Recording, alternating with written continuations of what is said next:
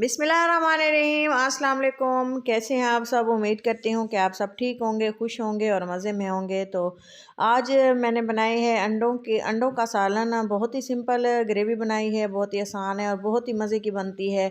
एक बार ज़रूर बनाएं और आप इसको भूल नहीं पाएंगे। ये इतनी टेस्टी होती है और बहुत ही बनाना इसको आसान है। 6 अंडे लिए हैं, इनको अच्छे से बॉयल कर लिए है, सख्त बॉयल किए है ताकि ये टूटे ना। और ये देखें, इस तरह से मैंने इसको कट लगा लिए हैं। सिंपली कट लगा लिए हैं। कट आप जिस तरह से भी लगाने चाहें तो आप लगा सकते हैं, अपना अपना तरीका होता है। तो तमाम अंडों को मैं इस तरह से कट लगा लूँगी। इस तरह से जो है ग्रेवी जो है इसके अंदर एब्जॉर्ब होती है और ये अंडे फीके नहीं लगते, बहुत ही टेस्टी बनते हैं।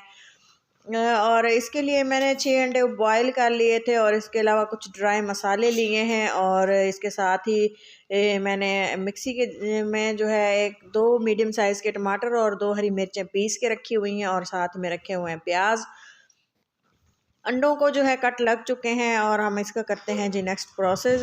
तो चलें, हमने इसको जो है थोड़ी सी मैंने हल्दी, थोड़ी सी काली मिर्चें, थोड़ी सी लाल मिर्चें, नमक लगा के मैंने इसको जो है थोड़ा सा ऐसे मिक्स कर लिए है ताकि मसाला इसको लग जाए और अंदर तक इसको मिक्स हो जाए। इसके बाद हमने इसको अच्छे से मिक्स करना है ताकि मसाला कोट हो जाए। कोटिंग के बाद हम इसका करते हैं नेक्स्ट।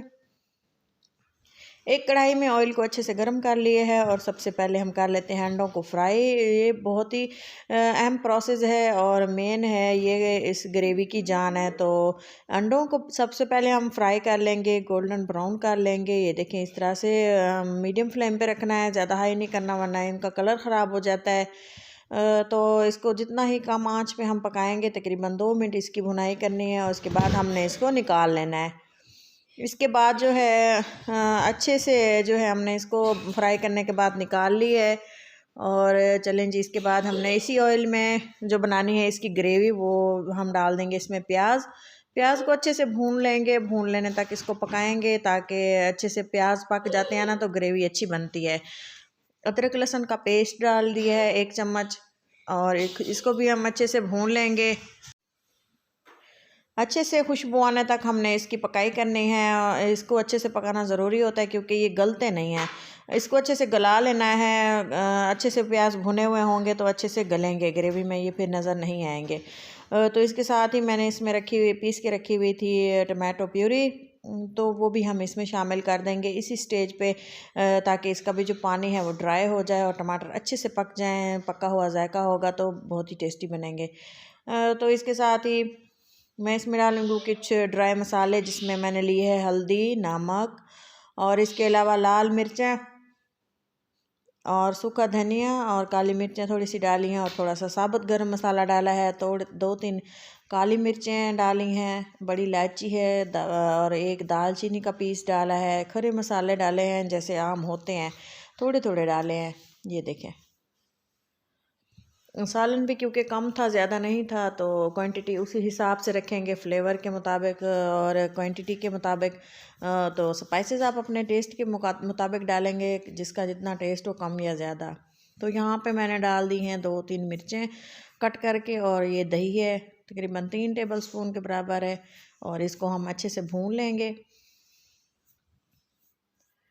ये देखें, मसाले को हमने ग्रेवी को फिर से अच्छे से इसकी बुनाई करनी है ताकि एक स्मूथ सी हमें ग्रेवी चाहिए। चलें जी, ग्रेवी जो है हमारी भुन चुकी है, ऑयल ऊपर आ चुका है, ग्रेवी ने ऑयल छोड़ दिए है। फिर से हमने इसको 5 से 6 मिनट इसको भूनते रहना है और जहाँ तक कि पानी भी डाल दें, अगर जलने का ख़तरा हो तो इसी तरह से हमने इसकी भुनाई कर लेनी है। साथ ही हमने इसको पकाते रहना है। इसका जो है ज़्यादा पकाने से जो ग्रेवी है वो अच्छी बनती है। थोड़ा थोड़ा पानी भी डालते जाएंगे, साथ में पकाते भी जाएंगे। पूरी वीडियो शेयर करने का मकसद होता है कि आपको हर स्टेप कंप्लीटली समझ आए, स्टेप बाय स्टेप तमाम चीज़ें आप देखें, आपको पता चले कि इसके बाद क्या नेक्स्ट इसका स्टेप होता है। तो हम इसमें डाल देंगे अंडे जो हमने फ्राई किए हुए थे और उसके बाद हमने ग्रेवी को फिर से मिक्स कर देना है। तो अगर आपको मेरी ये वीडियो अच्छी लग रही हो तो ज़रूर लाइक करें और चैनल को सब्सक्राइब भी कर दें ताकि मेरी हर आने वाली वीडियो आपको टाइम से मिल सके। तो ग्रेवी और अंडों की मिक्सिंग के बाद, भुनाई करने के बाद, मैंने इसमें डाल दिया है पानी। तो हम इसको कवर लगा देंगे कुछ देर के लिए ताकि इसमें बॉयल आए, और इसकी फ्लेम को हमने मीडियम रखना है। यहाँ तक कि ऑयल ऊपर आ चुका है और अच्छे से मैंने एक बार सोचा कि इसको मिक्स कर लूँ, ये ना हो कि नीचे से ग्रेवी लगना स्टार्ट हो जाए। और साथ ही में मैंने खूब सारा डाल दिया इसमें हरा धनिया, और फिर से इसको लगा देंगे कवर ताकि इसकी जो रेडनेस है ऑयल की वो देखें ऊपर आ चुकी है और बहुत ही खूबसूरत लग रहे हैं और बहुत ही टेस्टी लग रहे हैं। तो माशाल्लाह से कितना ही मज़ेदार इसका फ्लेवर था। चलेंज करते हैं इसकी प्लेटिंग बॉल में, इसको शिफ्ट कर देंगे। माशाल्लाह से बहुत ही खूबसूरत कलर है और टेस्ट भी इसका इतना ही ज़बरदस्त था। तो इसको इतने सॉफ्ट थे ये, थोड़ी सी गार्निशिंग करते हैं और फाइनल लुक है। मिस मत किया करें, वीडियो को लास्ट तक देखा करें। और हम आपके लिए वीडियो बनाते हैं, मेहनत करते हैं ताकि आप हमें फ़ीडबैक भी दें कि हम किस तरह से मेहनत कर रहे हैं और हमें मज़ीद क्या कुछ इम्प्रूव करना चाहिए अपने वीडियोज़ में। तो ये देखें, बहुत ही मज़ेदार सालन, बहुत ही टेस्टी। और अपना और अपनों का बहुत सारा ख्याल रखें, दुआओं में याद रखें। अल्लाह हाफिज़।